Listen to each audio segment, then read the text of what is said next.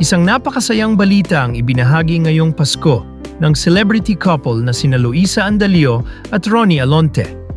Sa mismong araw ng Pasko, December 25, inihayag ng newlyweds na inaasahan na nila ang kanilang unang anak, isang regalong tunay na nagbigay ng saya at inspirasyon sa kanilang mga tagahanga.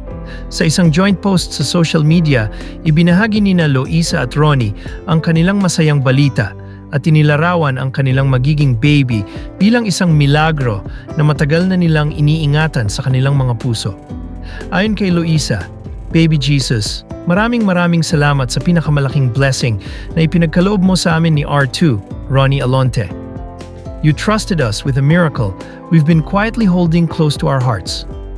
Ibinahagi rin ng aktres ang mas malalim na uri ng pagmamahal na ngayon lang nila naranasan bilang magiging magulang. Ngayon lang kami nakaramdam ng ganitong klaseng pagmamahal. Isang pagmamahal na napakalalim para sa isang taong hindi pa namin nakikilala, ani Luisa. Hindi rin maitago ng mag-asawa ang kanilang pananabik na makilala ang kanilang munting himala. To our little miracle, sobrang excited na kami na makilala ka.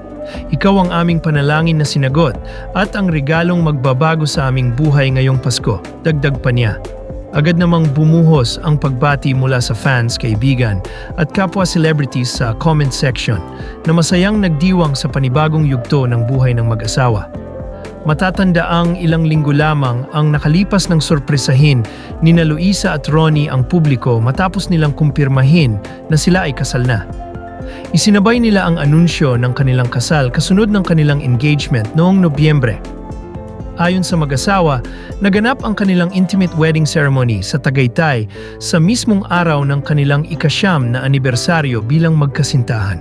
Isang tunay na Paskong puno ng pagmamahal, pasasalamat at bagong simula para kina Luisa Andalio at Ronnie Alonte.